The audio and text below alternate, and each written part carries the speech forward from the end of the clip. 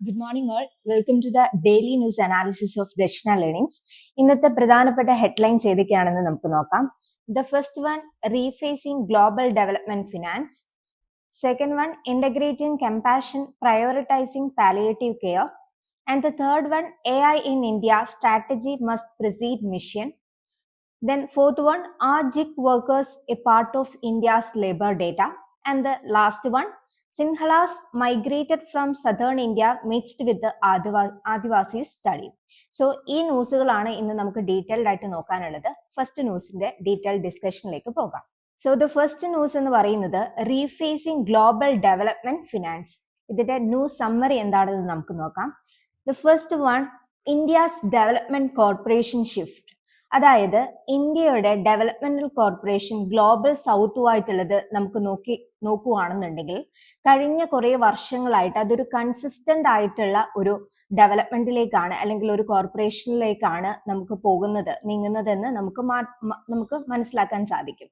അപ്പം ഈ ഒരു അവസരത്തിൽ ഇന്ത്യയുടെ ഡെവലപ്മെന്റൽ സ്ട്രാറ്റജി അല്ലെങ്കിൽ ഡെവലപ്മെന്റൽ കോർപ്പറേഷനിൽ ഒരു ഷിഫ്റ്റ് നടത്തുകയാണ്. അതെന്തുകൊണ്ടാണെന്ന് വെച്ചാൽ ഇന്ത്യ ട്രഡീഷണലി ഗ്ലോബൽ സൗത്തില് ലൈൻസ് ഓഫ് ക്രെഡിറ്റ് അല്ലെങ്കിൽ LOC യൂസ് ചെയ്തിട്ടാണ് അണ്ടർ ഐഡിയാസിൽ LOCയിലൂടെ ആയിരുന്നു നമ്മൾ എന്ത് ചെയ്തുകൊണ്ടിരുന്നത്, അവർക്ക് സഹായങ്ങൾ നൽകിക്കൊണ്ടിരുന്നത്. അപ്പം അതിൽ നിന്ന് ഒരു ഷിഫ്റ്റ്, അതിന് പകരം നമ്മൾ എന്താണ് ഒരു ബാലൻസ്ഡ് ഗ്ലോബൽ ഡെവലപ്മെന്റ് കോമ്പാക്ട് എന്ന് പറഞ്ഞിട്ടുള്ള ഒരു ഡെവലപ്മെന്റ് കോർപ്പറേഷനിലേക്ക് നമ്മൾ എന്ത് ചെയ്തിരിക്കുന്നു, ഷിഫ്റ്റ് ചെയ്തിരിക്കുന്നു. സോ അതാണ് ഈ ഒരു ന്യൂസിന്റെ പ്രധാനപ്പെട്ട സമ്മറി എന്ന് പറയുന്നത്.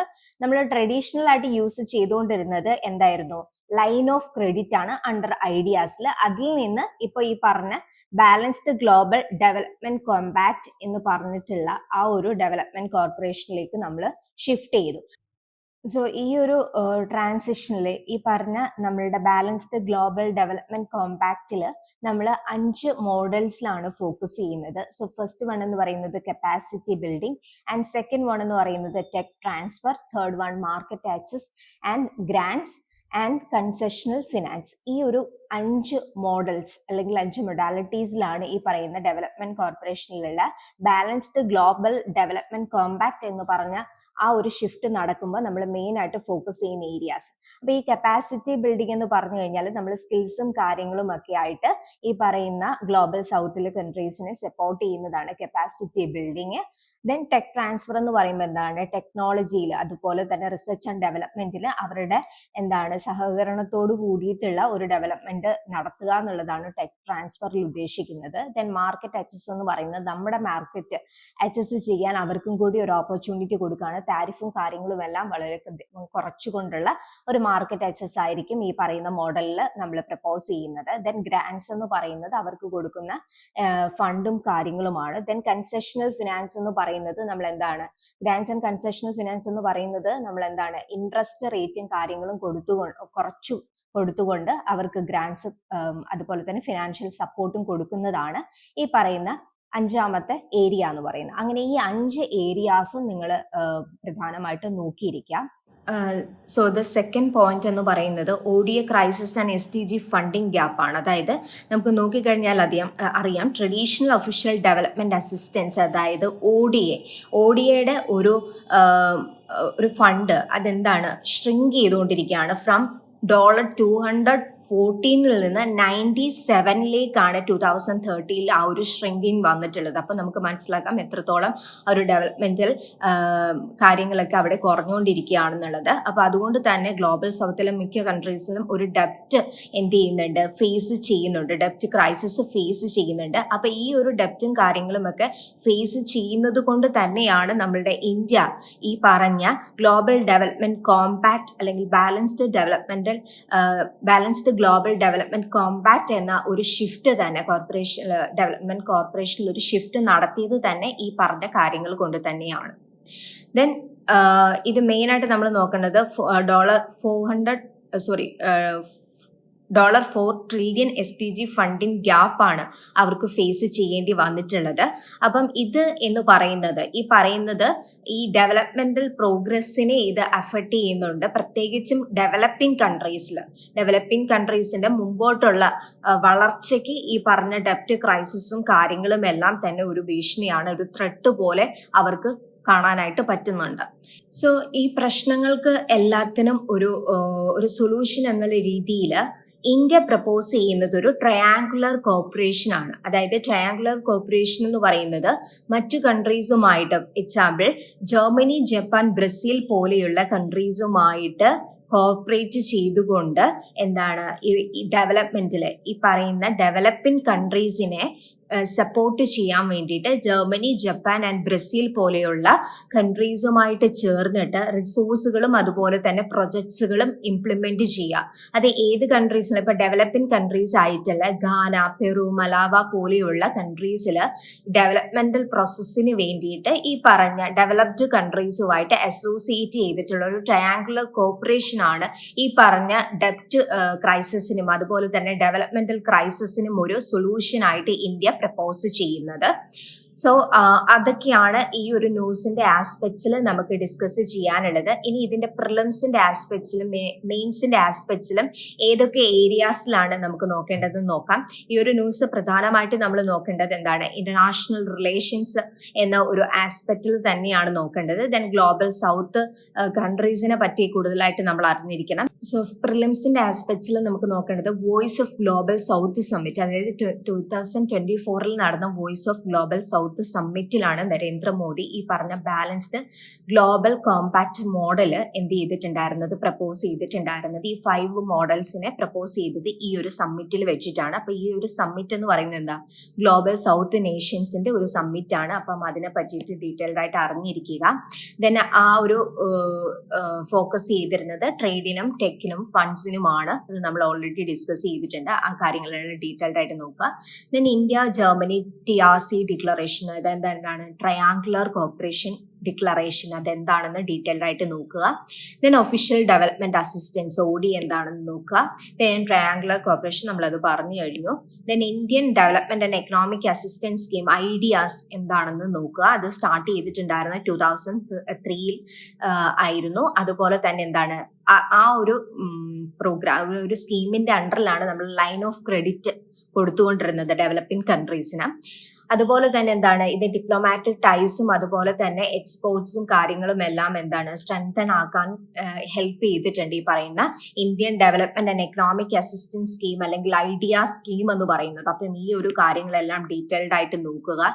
എന്തുകൊണ്ടാണ് ഈ പറഞ്ഞ ഒരു ഷിഫ്റ്റ്, ഈ പറയുന്ന ഗ്ലോബൽ ഡെവലപ്മെന്റ്, ഒരു ബാലൻസ്ഡ് ഗ്ലോബൽ ഡെവലപ്മെന്റ് കോമ്പാക്ട് എന്ന് പറഞ്ഞിട്ടുള്ള ഒരു മോഡൽ നമ്മൾ ഇൻട്രൊഡ്യൂസ് ചെയ്തത് എന്നുള്ള കാര്യങ്ങളൊക്കെ ഡീറ്റെയിൽഡ് ആയിട്ട് നിങ്ങൾ മനസ്സിലാക്കുക. ഇനി മെയിൻസിന്റെ ആസ്പെക്ട്സിലാണെന്നുണ്ടെങ്കിൽ നമ്മൾ ഓൾറെഡി ഡിസ്കസ് ചെയ്തിരുന്നു. GS2 വരും, ഇന്റർനാഷണൽ റിലേഷൻസിൽ വരും, ഇന്ത്യസ് ഇവോൾവിംഗ് ഡെവലപ്മെന്റ് കോർപ്പറേഷൻ വിത്ത് ഗ്ലോബൽ സൗത്ത്. അപ്പൊ ഗ്ലോബൽ സൗത്തുമായിട്ടുള്ള നമ്മളുടെ ഡിപ്ലോമാറ്റിക് റിലേഷൻസും ഡെവലപ്മെന്റൽ ടൈസും എല്ലാം നമ്മൾ ഇതിനകത്ത് ഡിസ്കസ് ചെയ്യണം.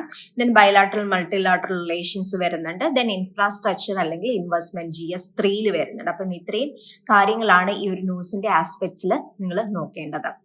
സോ ദ സെക്കൻഡ് ന്യൂസ് എന്ന് പറയുന്നത് integrating compassion prioritising palliative care. അപ്പൊ ഈ ഒരു ന്യൂസ് പ്രധാനമായിട്ടും GS പേപ്പറിൽ സൊസൈറ്റിന്റെ അണ്ടറിൽ വരുന്നുണ്ട്, ഗവേണൻസിന്റെ അണ്ടറിൽ വരുന്നുണ്ട്, സയൻസ് ആൻഡ് ടെക്കിന്റെ അണ്ടറിൽ വരുന്നുണ്ട്. അപ്പം ഈ എല്ലാം കുറേയധികം GS പേപ്പറുമായിട്ട് കണക്റ്റഡ് ആയിട്ടുള്ള ഒരു ആർട്ടിക്കിൾ ആണ് അല്ലെങ്കിൽ ഒരു ന്യൂസ് ആണ് integrating compassion and prioritizing palliative care എന്ന് പറയുന്നത്. സോ ദ ഫസ്റ്റ് പോയിന്റ് എന്ന് പറയുന്നത് severe access gap in palliative care. അതായത് ഇന്ത്യയിലെ ഏകദേശം 7 to 10 മില്യൺ പീപ്പിൾസിനാണ് ആനുവലി പാലിയേറ്റീവ് കെയർ അസിസ്റ്റൻസ് വേണ്ടത്. പക്ഷേ only 1 to 2% മാത്രമേ ഈ പറയുന്ന പാലിയേറ്റീവ് കെയർ കിട്ടുന്നുള്ളൂ. അപ്പം ഈ ഒരു ന്യൂസിന്റെ അണ്ടറിലാണ്, ഈ ഒരു സിറ്റുവേഷന്റെ അണ്ടറിലാണ് ഈ ഒരു ന്യൂസിന് റിലവൻസ് വരുന്നത്. അപ്പം ഇതിന് എന്തുകൊണ്ടാണ് ഇങ്ങനെ ഒരു ഗ്യാപ്പ് വരുന്നത് എന്ന് വെച്ചാൽ സിസ്റ്റമിക് ഇൻഎഫിഷ്യൻസീസ്, അതുപോലെ തന്നെ low awareness, lack of trained professions, ഇതെല്ലാം കൊണ്ടാണ് ഈ പറഞ്ഞ ഈ ഒരു ഗ്യാപ്പ് വരാനായിട്ട് കാരണം. അപ്പൊ ഇത് ഗവേണൻസിന്റെ അണ്ടറിലാണ് ഈ ഒരു പോയിന്റ് നമുക്ക് മെയിൻ ആയിട്ട് നമുക്ക് മനസ്സിലാക്കാൻ പറ്റുന്നത്. ദെൻ നെക്സ്റ്റ് വൺ എന്ന് പറയുന്നത് need for integration medical education and infrastructure. നമ്മൾ പറഞ്ഞു പ്രോപ്പർ ആയിട്ട് ട്രെയിൻഡ് ആയിട്ടുള്ള പ്രൊഫഷണൽസിന്റെ ലാക്കാണ് ഈ പറയുന്ന ഒരു ഗ്യാപ്പിന് കാരണം എന്ന് പറഞ്ഞു. അപ്പൊ അതുകൊണ്ട് തന്നെ നമ്മുടെ MBBS പാറ്റേണിൽ അല്ലെങ്കിൽ അവരുടെ കരിക്കുലത്തിൽ ഈ പറഞ്ഞ പാലിയേറ്റീവ് കെയറും കൂടി ഇന്റഗ്രേറ്റ് ചെയ്തിട്ട് കൊണ്ടുള്ള ഒരു സിലബസ് അതിൽ വരണം എന്നുള്ളതാണ് ഇവർ പറയുന്നത്. അതുപോലെ തന്നെ എന്താണ്, ഇതുപോലെ പ്രോപ്പറായിട്ട് ആളുകളിലേക്ക് എത്തുന്നതിന് വേണ്ടിയിട്ട് ഇൻഫ്രാസ്ട്രക്ചറിന്റെ ഒരു സപ്പോർട്ടും കാര്യങ്ങളും ഒക്കെ വേണം. അതുപോലെ തന്നെ ആയുഷ്മാൻ ഭാരത് കവറേജ് അത് എക്സ്പാൻഡ് ചെയ്യുക, അത് ഒരു ഇമ്പോർട്ടന്റ് ആയിട്ടുള്ള കാര്യമാണ്. അതുപോലെ തന്നെ എന്താണ്, ensuring territory level infrastructure are critical for bridging the access gap. അത് ഓൾറെഡി നമ്മൾ ഡിസ്കസ് ചെയ്ത് കഴിഞ്ഞിരുന്നു. അപ്പം ഇതൊക്കെയാണ് ഈ പറഞ്ഞ integration of medical education and infrastructure എന്ന് പറയുന്ന പോയിന്റിൽ നമ്മൾ മനസ്സിലാക്കേണ്ടത്. അപ്പം എന്തുകൊണ്ടാണ്, ഇപ്പൊ നമ്മൾ പറഞ്ഞു അതിന്റെ ഒരു ഗ്യാപ്പ് അവിടെ ഉണ്ടായിട്ടുണ്ട്. അപ്പൊ ഇനി ഗ്യാപ്പ് ഫില്ല് ചെയ്യാൻ നമുക്ക് എന്തൊക്കെ കാര്യങ്ങൾ ചെയ്യാം? സോ അതെന്തായിരുന്നു, ആയുഷ്മാൻ ഭാരതിന്റെ കവറേജ് ഇൻക്രീസ് ചെയ്യുക, അതുപോലെ തന്നെ ടെറിറ്ററി ലെവലിലുള്ള ഇൻഫ്രാസ്ട്രക്ചറിന്റെ കാര്യങ്ങൾ എന്ത് ചെയ്യുക, കുറച്ചും കൂടി സ്ട്രെങ്തൻ ചെയ്യുക. അതുപോലെ തന്നെ കരിക്കുലം, MBBS കരിക്കുലത്തിൽ ഈ പറഞ്ഞ പാലിയേറ്റീവ് കെയറും കൂടിയിട്ട് ഇൻക്ലൂഡ് ചെയ്യുക. അങ്ങനെ ട്രെയിൻഡ് പ്രൊഫഷണൽസിനെ ഇൻക്രീസ് ചെയ്യുക എന്നതൊക്കെയാണ് ഇതിന്റെ ഒരു സൊല്യൂഷൻ എന്ന രീതിയിൽ പറയുന്നത്. Then also public awareness and policy push required. അതായത് ഒരു അവയർനെസ് ജനങ്ങളുടെ ഇടയിൽ കൊടുക്കേണ്ടത് അത്യാവശ്യമായിട്ടുള്ള കാര്യമാണ്. അതുപോലെ തന്നെ NGOസിനെ കൂടുതലും പ്രൊമോട്ട് ചെയ്യുക. ഈ ഒരു ഏരിയ പാലിയേറ്റീവ് കെയറിൽ NGOസിന്റെ ഒരു സപ്പോർട്ടും കാര്യങ്ങളും എടുക്കുക.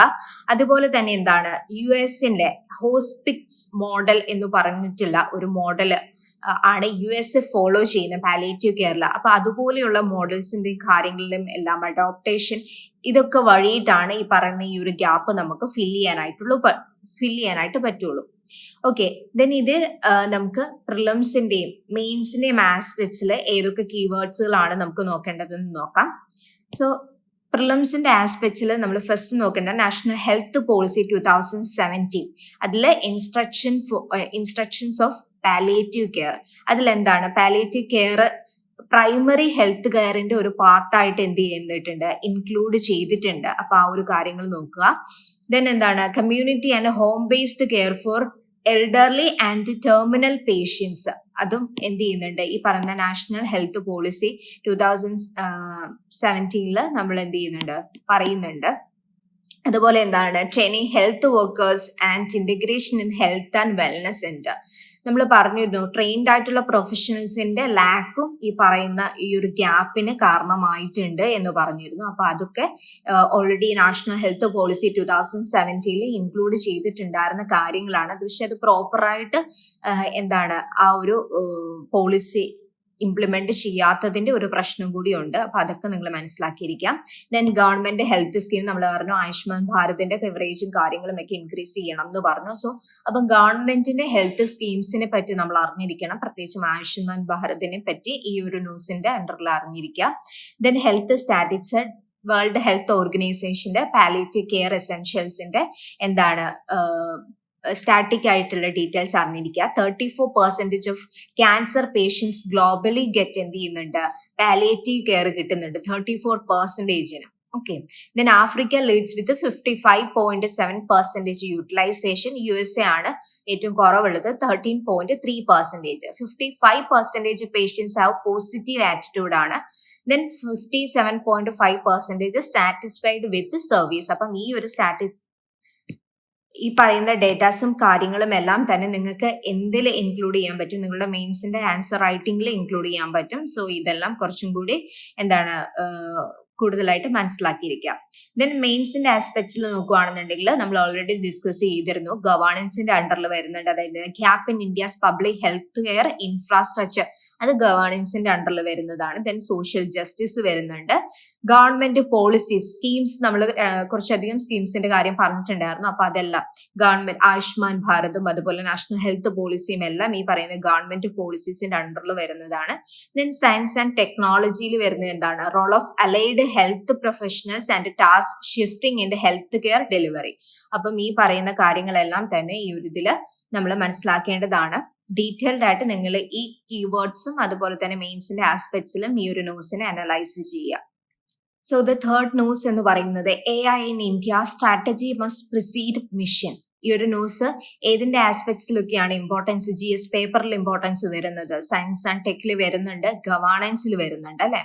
സോ ഇതിന്റെ ന്യൂസ് സമ്മറിയിലേക്ക് നമുക്ക് നോക്കാം. സോ ദ ഫസ്റ്റ് വൺ എന്ന് പറയുന്നത് lack of national AI strategy. അതായത് നമുക്ക് ഇന്ത്യ AI മിഷൻ എന്ന് പറഞ്ഞിട്ടുള്ള ഒരു ഓപ്പറേഷണൽ ടൂൾ ഉണ്ട്, പക്ഷെ അതെന്തല്ല ഒരു ഫ്രെയിം വർക്ക് ആയിട്ട് നമുക്ക് ഒരിക്കലും അതിനെ കൺസിഡർ ചെയ്യാനായിട്ട് പറ്റില്ല. ഇപ്പൊ നമുക്ക് ഇന്ത്യ എന്ന് പറയുന്ന ഒരു കൺട്രീനെ സംബന്ധിച്ചിടത്തോളം AI പല മേഖലകളിൽ എന്ത് ചെയ്തിട്ടുണ്ട്, അതിലൊരു മുന്നേറ്റം വന്നിട്ടുണ്ട്. അതുകൊണ്ട് തന്നെ ഇതിന് പ്രോപ്പർ ആയിട്ടുള്ള ഒരു ഫ്രെയിം വർക്കും ഒരു സ്ട്രാറ്റജിയും നമുക്ക് നാഷണൽ AI സ്ട്രാറ്റജി വേണ്ടത് നമുക്ക് വളരെയധികം ആവശ്യമായിട്ടുള്ള ഒരു കാര്യമാണ്.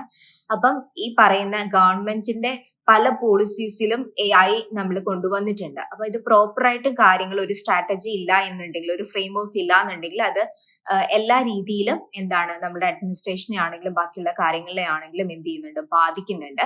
സോ അതുകൊണ്ട് നമ്മൾ എന്താണ്, നമുക്കൊരു ഫ്രെയിം വർക്ക് വേണം. ഇപ്പം US പോലെയുള്ള കൺട്രീസിലേക്ക് നോക്കുകയാണെങ്കിൽ അവർക്ക് വ്യക്തമായിട്ടുള്ള ഒരു ഫ്രെയിം വർക്കും കാര്യങ്ങളും എല്ലാം തന്നെയുണ്ട്. പക്ഷെ ഇവിടെ നമുക്ക് എന്തില്ല, അങ്ങനെ ഒരു സ്ട്രാറ്റജി കാര്യങ്ങളും ഇല്ല. സോ അത് ആണ് മെയിൻ ആയിട്ടും ഈ ഒരു ന്യൂസിൽ ഡിസ്കസ് ചെയ്യുന്നത്. Then risk in employment, security and energy. അതായത് നമുക്കറിയാം 2024 ഒരു സ്റ്റഡീസിൽ കാര്യങ്ങളെല്ലാം പറയുന്നത് ഓൾമോസ്റ്റ് 65,000 ആളുകൾക്ക് IT സെക്ടറിൽ ജോലി നഷ്ടപ്പെട്ടു എന്നാണ്. അതായത് AI കടന്നുവരവോട് കൂടിയിട്ട്. അപ്പൊ അത് അവിടെ എന്താണ്, ഒരു അൺഎംപ്ലോയ്മെന്റിന്റെ ഒരു കേസ് വരുന്നുണ്ട്. പിന്നെ ഈ പറയുന്നത് പോലെ നമ്മളുടെ ജോബ് സെക്ടേഴ്സിൽ നിന്നുള്ള ഇങ്ങനെ ഒരു ഷിഫ്റ്റ് വരുമ്പം അത് നമ്മളുടെ ഒരു സെക്യൂരിറ്റിനെയും കൂടി നമ്മൾ എഫക്ട് ചെയ്യുന്നുണ്ട്. എത്രത്തോളം ഈ പറയുന്ന ടെക്നോളജി അല്ലെങ്കിൽ ഈ പറയുന്ന ടെക് ഡിജിറ്റൽ കാര്യങ്ങൾ നമ്മളുടെ സെക്യൂരിറ്റിനെ എങ്ങനെയധികം ബാധിക്കുന്നു എന്നുള്ള കാര്യങ്ങൾ കൂടിയിട്ട് നമ്മൾ ഈ ഒരു AI ആസ്പെക്ട്സിൽ നോക്കേണ്ടതാണ്. ദെൻ അതുപോലെ തന്നെ നമ്മളുടെ വാട്ടർ ആൻഡ് എനർജി റിസോഴ്സിന് ഒരു സ്ട്രെയിനും കാര്യങ്ങളും എല്ലാം വരുന്നുണ്ട്. എസ്പെഷ്യലി ഈ IT ഹബ്ബായിട്ടുള്ള ബാംഗ്ലൂരും അതുപോലെ തന്നെ ഹൈദരാബാദ് പോലുള്ള ഏരിയാസിൽ ഈ പറഞ്ഞ നാച്ചുറൽ സോഴ്സിന് എന്ത് ചെയ്യുന്നുണ്ട്, ഒരു സ്ട്രെയിനും കാര്യങ്ങളും ഒക്കെ ഈ പറയുന്ന കൂടുതലായിട്ടും AI ഇൻവോൾവ്മെന്റിൽ വരുന്നുണ്ട്. അപ്പം ഇതിലൊക്കെ തന്നെയും നമുക്ക് മനസ്സിലാക്കാൻ പറ്റുന്ന ഒരു പ്രോപ്പർ ആയിട്ടുള്ള ഒരു പോളിസി, ഒരു പ്രോപ്പർ ആയിട്ടുള്ള ഒരു ഫ്രെയിം വർക്കോ ഫോളോ ചെയ്യുന്നില്ല, അല്ലെങ്കിൽ ഇന്ത്യക്ക് അങ്ങനെ ഒരു ഫ്രെയിം വർക്ക് ഇല്ല എന്നുള്ളതാണ്. പക്ഷെ വളരെയധികം ഈ ഒരു ഫ്രെയിം വർക്ക് ആവശ്യമായിക്കൊണ്ടിരിക്കുന്ന ഒരു അവസ്ഥയാണ് ഇപ്പോൾ ഉള്ളത്. സോ ദ തേർഡ് പോയിന്റ് എന്ന് പറയുന്നത്, അപ്പം ഇങ്ങനെ ഒരു ഫ്രെയിം വർക്ക് ഇല്ലാത്തത് കൊണ്ട് തന്നെ നമുക്ക് എന്ത് വേണം, ഒരു ഡെമോക്രാറ്റിക് ആയിട്ടുള്ള ഒരു അപ്രോച്ച് AI കൊണ്ടുവരണം. അതിനു വേണ്ടിയിട്ട് ഇന്ത്യ എന്ത് ചെയ്യണം, ഒരു cabinet based AI strategy draft ചെയ്യുക. അതുപോലെ തന്നെ parliamentary standing committee on AI എന്ത് ചെയ്യുക, എസ്റ്റാബ്ലിഷ് ചെയ്തിട്ട് എംപ്ലോയ്മെന്റിലും അതുപോലെ തന്നെ സോഷ്യൽ റിസ്കിലും എന്തുമാത്രം AI പങ്കുണ്ട്, അത് എങ്ങനെ നമുക്ക് എന്ത് ചെയ്യാം, അത് കുറയ്ക്കാം, എങ്ങനെ അത് ബാലൻസ് ചെയ്ത് കൊണ്ടുപോകാം എന്നുള്ള കാര്യങ്ങളെല്ലാം ഗവൺമെന്റ് സൈഡിൽ നിന്ന് എൻഷുർ ചെയ്യേണ്ടതാണ്. സോ അതാണ് ഈ പറയുന്ന ഈ ന്യൂസ് ആർട്ടിക്കിളിൽ നമ്മൾ മെയിൻ ആയിട്ട് ഡിസ്കസ് ചെയ്യുന്നത്. ദെൻ ഇതിന്റെ പ്രിലിംസിന്റെയും മെയിൻസിന്റെയും ആസ്പെക്ട്സിൽ എന്തൊക്കെ കീവേഡ്സുകളാണ് നമ്മൾ നോക്കുക. സോ ദ ഫസ്റ്റ് കീവേഡ് എന്ന് പറയുന്നത് ഇന്ത്യ AI മിഷൻ. മെയ്റ്റി ആണ് ഇത് ലോഞ്ച് ചെയ്തിട്ടുള്ളത്. നമ്മൾ ഓൾറെഡി ഡിസ്കസ് ചെയ്തിട്ടുണ്ടായിരുന്നു. ഇന്ത്യ AI മിഷൻ എന്ന് പറയുന്നത് ഒരു ഫ്രെയിം വർക്ക്, ഓപ്പറേഷണൽ ടൂൾ ആണ്, അതൊരു ഫ്രെയിം വർക്ക് അല്ല. അപ്പം ഇത് കൊണ്ടുവന്നിട്ടുള്ളത് തന്നെ AI ഇന്നോവേഷൻസും കാര്യങ്ങളും എല്ലാം ബൂസ്റ്റ് ചെയ്യുന്നതിന് വേണ്ടിയിട്ടാണ്. അപ്പം അതിന്റെ കാര്യങ്ങളെല്ലാം നിങ്ങൾ ഡീറ്റെയിൽഡ് ആയിട്ട് മനസ്സിലാക്കിയിരിക്കുക. Then global partnership on AI, India's participation, ആ ഒരു കാര്യങ്ങളെ പറ്റി നോക്കുക. ഇന്ത്യ ജോയിൻ ചെയ്തിരിക്കുന്നത് ഒരു ഫൗണ്ടിങ് മെമ്പർ ആയിട്ട് 2020 അപ്പൊ ആ കാര്യങ്ങൾ നോക്കുക. Then IMF estimate on AI impact, ആ ഒരു ഡീറ്റെയിൽഡും കാര്യങ്ങളെല്ലാം നോക്കുക. 26% of work force exposed to AI എന്നാണ് പറയുന്നത് ഗ്ലോബലി. അപ്പം ആ ഒരു കാര്യങ്ങൾ മനസ്സിലാക്കിയിരിക്കുക. 12% of jobs at risk from AI automation. Then calls for reskilling and policy measures. ഇതെല്ലാം നമ്മൾ പറഞ്ഞു. നമ്മൾ ഇങ്ങനെയുള്ള AI അല്ലെങ്കിൽ അൺഎംപ്ലോയ്മെന്റ്, ജോബ് എന്താണ് നഷ്ടമാകുന്നത് കൊണ്ട് തന്നെ ഇങ്ങനെയുള്ള കാര്യങ്ങളെല്ലാം നമ്മൾ ഒന്നും കൂടി നോക്കി ഗവൺമെന്റ് അതിനുള്ള പോളിസീസും കാര്യങ്ങളും എല്ലാം ഇംപ്ലിമെന്റ് ചെയ്യണം, പ്രോപ്പർ ആയിട്ടുള്ള ഒരു ഫ്രെയിം വർക്ക് കൊണ്ടുവരണം എന്നുള്ളതൊക്കെ നമ്മൾ പറഞ്ഞിരുന്നു. സോ ഇതൊക്കെയാണ് പ്രിലിംസിന്റെ ആസ്പെക്ട്സിൽ ഈ കീവേഡ്സ് എല്ലാം തന്നെ നിങ്ങൾ മനസ്സിലായിരിക്കുക. അതിന്റെ ഡീറ്റെയിൽഡ് ആയിട്ടുള്ള കാര്യങ്ങൾ നിങ്ങൾ സെർച്ച് ചെയ്ത് മനസ്സിലാക്കുക. ദെൻ മെയിൻസിന്റെ ആസ്പെക്ട്സിൽ നമുക്ക് നോക്കുകയാണെന്നുണ്ടെങ്കിൽ നമ്മൾ പറഞ്ഞിരുന്നു ഗവേണൻസിലും അതുപോലെ തന്നെ പൊളിറ്റിയിലും സയൻസ് ആൻഡ് ടെക്നോളജിയിലും നമ്മൾ ഇത് ഒരേപോലെ ഒരേപോലെ ഇമ്പോർട്ടന്റ് ആണ്. അതുപോലെ തന്നെ GS3 എൻവയോൺമെന്റ് നമ്മൾ പറഞ്ഞു, വാട്ടർ, അതുപോലെ തന്നെ എന്താണ് എനർജിയിലൊക്കെ ഈ പറഞ്ഞ AI ഒരു ഇംപ്ലിമെന്റേഷനോട് കൂടിയിട്ട് കൂടുതലും സ്ട്രെസ് അവർക്ക് ആ ഒരു ഏരിയാസിൽ നാച്ചുറൽ റിസോഴ്സിൽ വരുന്നുണ്ട്. അപ്പൊ അതെല്ലാം മനസ്സിലാക്കുക. So GS2 governance, GS2 polity, GS3 science and tech, and GS3 environment, energy and water stress due to AI or data center expansion. അപ്പൊ ഇതെല്ലാം മനസ്സിലാക്കിയിരിക്കുക. കൂടുതലായിട്ടും ഡീറ്റെയിൽസ് ഈ ഒരു ന്യൂസിന്റെ അണ്ടറിൽ നിങ്ങൾ മനസ്സിലാക്കുക.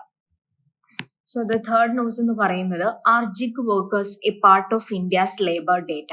അപ്പൊ ഇതിന്റെ ഒരു ന്യൂസ് സമ്മറിയിലേക്ക് നമുക്ക് നോക്കാം. സോ ആരാണ് ജിഗ് വർക്കേഴ്സ് എന്ന് പറയുന്നത്? ഇൻഡിപെൻഡന്റ് ആയിട്ടുള്ള വർക്കേഴ്സ് ആണ്, അല്ലെങ്കിൽ കോൺട്രാക്ട് ബേസിൽ വർക്ക് ചെയ്യുന്ന ആൾക്കാരെയാണ് നമ്മൾ എന്ത് പറയുന്നത്? ജിഗ് വർക്കേഴ്സ് എന്ന് പറയുന്നത്. നമ്മൾ ഈ ഫുഡ് ഡെലിവറി ചെയ്യുന്ന ആൾക്കാരും അതുപോലെ തന്നെ ഫ്രീലാൻസ് ആയിട്ട് വർക്ക് ചെയ്യുന്ന ആൾക്കാരും എല്ലാം തന്നെ ഈ പറയുന്ന ജിഗ് വർക്കർ എന്നൊരു കാറ്റഗറിയുടെ അണ്ടറിലാണ് നമ്മൾ കാറ്റഗറൈസ് ചെയ്തിട്ടുള്ളത്. സോ ദ ഫസ്റ്റ് പോയിന്റ് എന്ന് പറയുന്നത് റെക്കഗ്നേഷൻ വേഴ്സ് റെപ്രസെന്റേഷൻ ഗ്യാപ്പ്. അതായത് 2025 വരെ ഈ പറയുന്ന ജിഗ് വർക്കേഴ്സിനെ പ്രോപ്പർ ആയിട്ടുള്ള ഒരു കാറ്റഗറിയുടെ അണ്ടറിൽ കാറ്റഗറൈസേഷൻ ചെയ്തിട്ടുണ്ടായിരുന്നില്ല. അപ്പൊ 2025 union budget and code on social സെക്യൂരിറ്റിയിലാണ് ഫോർമലി ഈ പറയുന്ന gig workers and platform workers എന്ന് പറയുന്ന ഒരു കാറ്റഗറിയുടെ അണ്ടറിൽ ഇവരെ റെക്കഗ്നൈസ് ചെയ്തിട്ടുണ്ടായിരുന്നത്. പക്ഷേ പീരിയോഡിക് ലേബർ ഫോഴ്സ് സർവേ 2025 ഇപ്പോഴും ഇവരെ എന്ത് ചെയ്തിട്ടുണ്ടായിരുന്നില്ല, ഒരു പെർട്ടിക്കുലർ ഒരു ഡിസ്റ്റിൻറ്റ് ആയിട്ടുള്ള ഒരു കാറ്റഗറൈസേഷൻ ഇവർക്ക് കൊടുത്തിട്ടുണ്ടായിരുന്നില്ല.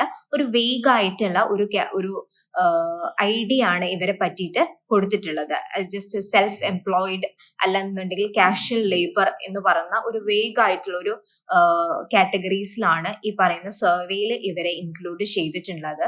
സോ അതിന്റെ ഒരു ആസ്പെക്ട്സിലാണ് ഇപ്പം ഈ ഇന്ത്യ ലേബർ ഡേറ്റയുടെ അണ്ടറിലാണോ ജിഗ് വർക്കേഴ്സ് എന്ന് പറയുന്നത് വരുന്നത് എന്നുള്ള ഈ ഒരു ന്യൂസ് റിലവന്റ് ആവുന്നത്.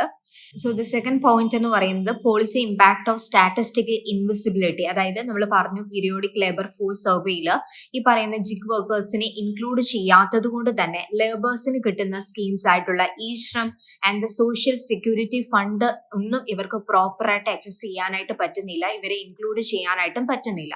അപ്പം ഇത് ജിഗ് വർക്കേഴ്സ് അല്ലെങ്കിൽ പ്ലാറ്റ്ഫോം വർക്കേഴ്സ് നേരിടുന്ന ഒരു പ്രശ്നം തന്നെയാണ്. സോ അതിന് എങ്ങനെ നമുക്കൊരു പരിഹാരം ഉണ്ടാക്കാൻ പറ്റും? സോ ദ തേർഡ് പോയിന്റ് എന്ന് പറയുന്നത് need for reform in labour statistics. അതായത് നമ്മൾ പറഞ്ഞു ഈ ജിഗ് വർക്കേഴ്സിനെ അല്ലെങ്കിൽ പ്ലാറ്റ്ഫോം വർക്കേഴ്സിനെ ഈ പറയുന്ന പീരിയോഡിക് ലേബർ ഫോഴ്സ് സർവേയിൽ ഒരു പ്രോപ്പർ കാറ്റഗറൈസേഷനിൽ കൊണ്ടുവരാത്തത് കൊണ്ട് തന്നെ അവർക്ക് ഈ പറഞ്ഞ എംപ്ലോയ്മെന്റ് സ്കീംസ് ആയിട്ടുള്ള ഈ ശ്രം സ്കീംസ് അല്ലെങ്കിൽ സോഷ്യൽ സെക്യൂരിറ്റി ഫണ്ട് ഇതൊന്നും പ്രോപ്പറായിട്ട് ആക്സസ് ചെയ്യാനോ അതിന്റെ ബെനിഫിറ്റ്സ് കിട്ടാനോ ഇവർക്ക് പറ്റുന്നില്ല. സോ അതുകൊണ്ട് തന്നെ നമുക്ക് പ്രോപ്പർ ആയിട്ടുള്ള ഒരു റിഫോം ഈ ഒരു ഏരിയയിൽ വേണം. ഈ പറയുന്ന പീരിയോഡിക് ലേബർ ഫോഴ്സ് സർവേയിൽ എന്താ ചെയ്യേണ്ടത്? പ്രോപ്പർ ആയിട്ടുള്ള ഒരു റിവൈസ് മെത്തഡോളജി നമ്മൾ ഇംപ്ലിമെന്റ് ചെയ്യുക. അതുപോലെ തന്നെ ജിഗ് വർക്കേഴ്സിനെ പ്രോപ്പർ ആയിട്ട് ഒരു ഡെഫിനിഷനിൽ ഒരു കാറ്റഗറീസിന്റെ അണ്ടറിൽ കൊണ്ടുവരിക. ഇങ്ങനെയുള്ള കാര്യങ്ങൾ ചെയ്താൽ മാത്രമേ അവർക്കും ഈ പറയുന്ന ഒരു ഇന്ത്യയുടെ ലേബർ ഡേറ്റയുടെ ഒരു പാർട്ടാക്കി വർക്ക് ചെയ്യാനായിട്ട് അവർക്കും പറ്റുള്ളൂ. അപ്പൊ ഈ ഒരു കാര്യങ്ങളാണ് ഈ ഒരു ന്യൂസിന്റെ ആസ്പെക്ട്സിൽ നമുക്ക് നോക്കേണ്ടത്. ഇനി നമുക്ക് പ്രിലിംസിന്റെ മെയിൻസിന്റെ ആസ്പെക്ട്സിൽ എന്തൊക്കെ കീവേഡ്സുകളാണ് നോക്കേണ്ടതെന്ന് നോക്കാം. സോ ദ ഫസ്റ്റ് വൺ എന്ന് പറയുന്നത് പ്രിലിംസിന്റെ ആസ്പെക്ട്സിൽ കോഡ് ഓൺ സോഷ്യൽ സെക്യൂരിറ്റി 2020 അതിൽ എന്തൊക്കെയാണ് പറഞ്ഞിട്ടുള്ളത്? അതിൽ ജിഗ് വർക്കേഴ്സിനെ അതിലാണ് ആദ്യമായിട്ട് ഡിഫൈൻ ചെയ്തിട്ടുള്ളത് എന്ന് പറഞ്ഞു. എന്നാലും ഒരു വേഗമായിട്ടുള്ള ഒരു കാറ്റഗറൈസേഷൻ ആണ് അവർക്ക് ഇപ്പോഴും ഉള്ളത്. സോ ആ കാര്യങ്ങളൊക്കെ നിങ്ങൾ മനസ്സിലാക്കുക. ഇതിന് ഈ ശ്രം പോർട്ടൽ എന്താണെന്ന് മനസ്സിലാക്കുക. ആയുഷ്മാൻ ഭാരത് പ്രധാനമന്ത്രി JAY എന്താണെന്നുള്ളത് നോക്കുക. ദെൻ എന്താണ് പീരിയോഡിക് ലേബർ ഫോഴ്സ് സർവേ, അത് എന്താണ്? അത് എംപ്ലോയ്മെന്റില് അൺഎംപ്ലോയ്മെന്റിന്റെ ഡേറ്റാസ് പ്രൊവൈഡ് ചെയ്യുന്നുണ്ട്. അതുപോലെ തന്നെ എന്താണ് നാഷണൽ സ്റ്റാറ്റിസ്റ്റിക്കൽ ഓഫീസ് ആണ് ഇത് കണ്ടക്ട് ചെയ്യുന്നത്. വളരെയധികം ഇമ്പോർട്ടന്റ് ആണ്. പീരിയോഡിക് ലേബർ ഫോഴ്സ് സർവേ ആരാണ് കണ്ടക്ട് ചെയ്യുന്നത്? നാഷണൽ സ്റ്റാറ്റിസ്റ്റിക്കൽ ഓഫീസ് ആണ്. പ്രിലിംസിന്റെ ആസ്പെക്ട്സിൽ വളരെയധികം ഇമ്പോർട്ടൻസ് കൊടുത്ത് നിങ്ങൾ അത് മനസ്സിലാക്കുക. ദെൻ മെയിൻസിന്റെ ആസ്പെക്ട്സിൽ വരുമ്പോൾ എന്താണ്, ഗവേണൻസിൽ ഇമ്പോർട്ടന്റ് ആണ്. വെൽഫെയർ സ്കീം, അതായത് ഈ പറയുന്ന പോലെ ഇഷ്ടം പോർട്ടൽ, അതുപോലെ തന്നെ എന്താണ് നാഷണൽ സെക്യൂരിറ്റി ഫണ്ട്, ഇതെല്ലാം ഇതിന്റെ വെൽഫെയർ സ്കീമിന്റെ അണ്ടറിൽ വരുന്നതാണ്. ഇന്ത്യൻ എക്കോണമി, വർക്കിംഗ് ക്ലാസ് എന്ന് പറയുമ്പോൾ അതെന്താണ്, എക്കണോമിയുടെ ഒരു പാർട്ടാണ്. അപ്പം അതിൽ എന്താണ്, challenges in measuring informal digital labour through outdated statistical system. നമ്മൾ പറഞ്ഞു എന്താണ്, ഇതിലൊരു റിഫോംസും കാര്യങ്ങളും വേണം. TLFSന്റെ മെത്തഡോളജിയിൽ ഒരു റിവൈസ് ഉണ്ടായിരിക്കണം എന്നൊക്കെ പറഞ്ഞില്ലേ. അപ്പൊ അത് ഈ പറഞ്ഞ ഇന്ത്യൻ എക്കണോമിയുടെ ആസ്പെക്ട്സിൽ അതും നിങ്ങൾ മനസ്സിലാക്കിയിരിക്കുക. സോ ദ ലാസ്റ്റ് ന്യൂസ് എന്ന് പറയുന്നത് Sinhalese migrated from southern India mixed with adivasi study. അപ്പം ഈ ഒരു ന്യൂസ് എന്ന് പറയുന്നത് GS1 GS2 GS3 ഒരുപോലെ തന്നെ ഇമ്പോർട്ടന്റ് ആയിട്ടുള്ള ഒരു ന്യൂസ് ആണ്. ഹിസ്റ്ററി ആൻഡ് കൾച്ചറൽ ആസ്പെക്ട്സിലൊക്കെ വളരെയധികം ഇമ്പോർട്ടന്റ് ആണ്. അപ്പം ഇതിന്റെ ന്യൂസ് സമ്മറി എന്താണെന്ന് നോക്കാം. സോ ദ ഫസ്റ്റ് പോയിന്റ് എന്ന് പറയുന്നത് genetic similarities and migration history. അതായത് ഈ റീസെന്റ് നടന്നിട്ടുള്ള സ്റ്റഡീസിൽ നിന്ന് നമുക്ക് മനസ്സിലാക്കാൻ പറ്റിയത് സിൻഹലീസ് ആൻഡ് ശ്രീലങ്കൻ ആദിവാസി പോപ്പുലേഷൻ അവരുടെ ജെനറ്റിക്സ് എന്ന് പറയുന്നത് നമ്മുടെ സൗത്ത് ഇന്ത്യയിലെ ദ്രവീഡിയൻ ലാംഗ്വേജ് സ്പീക്ക് ചെയ്യുന്ന ആൾക്കാരുടെ ജെനറ്റിക്സുമായിട്ട് വളരെയധികം സിമിലാരിറ്റി ഉണ്ട് എന്നുള്ളതാണ് ഈ സ്റ്റഡി പറയുന്നത്. അപ്പം ഇത് കോൺട്രഡിക്റ്റ് ചെയ്യുന്നത് നേരത്തെയുള്ള ബിലീഫ് ആയിട്ടുള്ള ഈ സിൻഹ്ലാസ് എന്ന് പറയുന്നത് നോർത്ത് ഇന്ത്യൻസിന്റെ ജെനറ്റിക്സ് ആയിട്ട് സിമിലർ ആണ് എന്നുള്ള ഒരു സ്റ്റഡീസ് ആണ് ഇവിടെ കോൺട്രഡിക്റ്റ് ചെയ്യുന്നത്. സോ അതുകൊണ്ടാണ് ഈ ഒരു സ്റ്റഡി ഇപ്പം ന്യൂസിൽ ഇമ്പോർട്ടന്റ് ആയിട്ട് വന്നിട്ടുള്ളത്. അപ്പൊ ആ കാര്യങ്ങൾ നിങ്ങൾ മനസ്സിലാക്കിയിരിക്കാം. സോ ദ സെക്കൻഡ് പോയിന്റ് എന്ന് പറയുന്നത് ഡിസ്റ്റിങ് ആദിവാസി ക്ലാൻസ്. അതായത് നമ്മൾ പറഞ്ഞു ആദിവാസി ക്ലാൻസും അതുപോലെ തന്നെ സിൻഹ്ലൈസും ബ്രോഡ് ജെനറ്റിക് സിമിലാരിറ്റീസ് കാണിക്കുന്നുണ്ടെങ്കിൽ കൂടിയും ഈ കോസ്റ്റൽ അല്ലെങ്കിൽ ഇന്റീരിയർ ആദിവാസി ക്ലാൻസ് എന്ന് പറയുന്നത് ജെനറ്റിക്കലി ഡിസ്റ്റിങ്ക്റ്റ് ആണ്. അത് നമ്മൾ പറഞ്ഞിരുന്നത് എന്താണ്, ആദിവാസീസും അതുപോലെ സിൻഹ്ലാസും ജെനറ്റിക്കലി സിമിലാരിറ്റീസ് കാണിക്കുന്നുണ്ട് എന്ന് പറഞ്ഞു. പക്ഷെ എന്നിരുന്നാൽ കൂടിയും ഈ കോസ്റ്റൽ റീജിയൻസിലുള്ള അല്ലെങ്കിൽ ഇന്റീരിയർ റീജിയൻസിലുള്ള ആദിവാസി ക്ലാൻസിന്റെ ജെനറ്റിക്സ് എന്ന് പറയുന്നത് വളരെയധികം ഡിഫറെന്റ് ആണ്.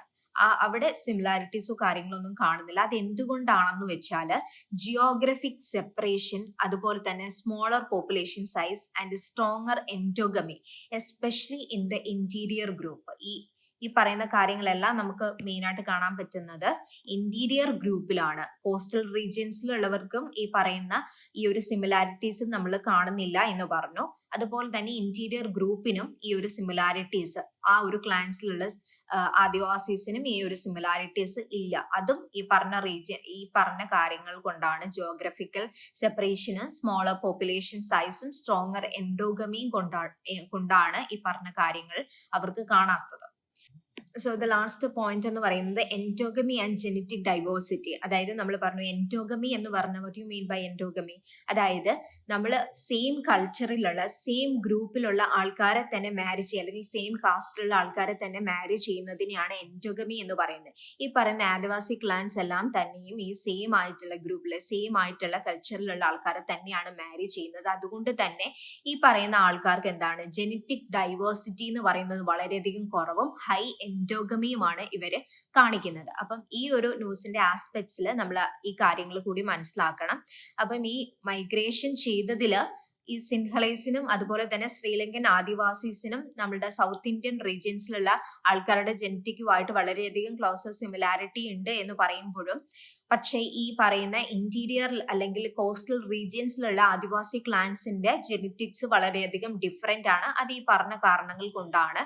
ഈ പറയുന്ന എൻഡോഗമി ആണ് അവർക്ക് കൂടുതലായിട്ടും അവർ പ്രൊമോട്ട് ചെയ്യുന്നത് കൊണ്ട് തന്നെയാണ് അത് അവരുടെ ഹെൽത്തിനെയും പോപ്പുലേഷൻ ഹെൽത്തിനെയും അത് എഫക്ട് ചെയ്യുന്നുണ്ട്. അപ്പം ഇത്രയും കാര്യങ്ങളാണ് നിങ്ങൾ ഈ ന്യൂസിന്റെ ആസ്പെക്ട്സിൽ മനസ്സിലാക്കിയിരിക്കേണ്ടത്. സോ പ്രിലിംസിന്റെ ആസ്പെക്ട്സിൽ ഫസ്റ്റ് നമ്മൾ മനസ്സിലാക്കേണ്ട ASI ആൻഡ് ANI ആൻസിസ്റ്റർ എന്താണെന്ന് മനസ്സിലാക്കുക. ഇതിൽ ANIയും ASIയും എന്താണെന്ന് ഡീറ്റെയിൽ ആയിട്ട് മനസ്സിലാക്കുക. ദെൻ 1000 ജീനോംസ് പ്രോജക്റ്റ് എന്താണ്, അതായത് maps global human genetic variations, അതായത് ഒരു ജെനറ്റിക് വേരിയേഷൻസിനെ ഗ്രൂപ്പ് ചെയ്യാൻ വേണ്ടിയിട്ട് കൊണ്ടുവന്നിട്ടുള്ള ഒരു പ്രൊജക്റ്റ് ആയിരുന്നു ജീനോം പ്രൊജക്ട്. അപ്പം ഈ പ്രൊജക്ട്സിന്റെ കാര്യങ്ങൾ ഡീറ്റെയിൽഡ് ആയിട്ട് മനസ്സിലാക്കുക, അത് ഇംപ്ലിമെന്റ് ചെയ്ത ഇയറും കാര്യങ്ങൾ മനസ്സിലാക്കുക. Then ഇൻഡൈജീനിയസ് people of Sri Lanka Adivasi clans നമ്മൾ പറഞ്ഞു, ഇന്റീരിയറും അതുപോലെ തന്നെ കോസ്റ്റൽ റീജിയൻസ് എന്ന് പറഞ്ഞ 2 ഗ്രൂപ്പാണുള്ളത്. അവർ തമ്മിലുള്ള ഡിഫറൻസിയേഷനും കാര്യങ്ങളും മനസ്സിലാക്കിയിരിക്കുക. അതൊക്കെയാണ് പ്രിലിംസിന്റെ ആസ്പെക്ട്സിൽ നോക്കേണ്ടത്. ദെൻ മെയിൻസിന്റെ ആസ്പെക്ട്സിൽ നമ്മൾ പറഞ്ഞു ഹിസ്റ്ററി ആൻഡ് കൾച്ചറൽ വരുന്നുണ്ട്. എന്താണ് insight in to early human migration patterns in South Asia. ഈ ഒരു സ്റ്റഡീസിൽ നിന്ന് നമുക്ക് അതാണ് മനസ്സിലാക്കാൻ പറ്റുന്നത്.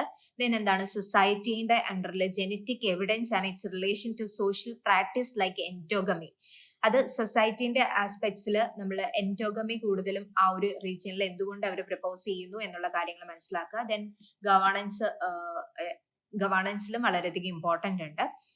ദെൻ സയൻസ് ആൻഡ് ടെക്നോളജിയിൽ എന്താണ് ഈ പറഞ്ഞ 1000 ജീനോം പ്രൊജക്ട്സ് സയൻസ് ആൻഡ് ടെക്നോളജിയുടെ അണ്ടറിലാണ് നമ്മൾ മനസ്സിലാക്കേണ്ടത്.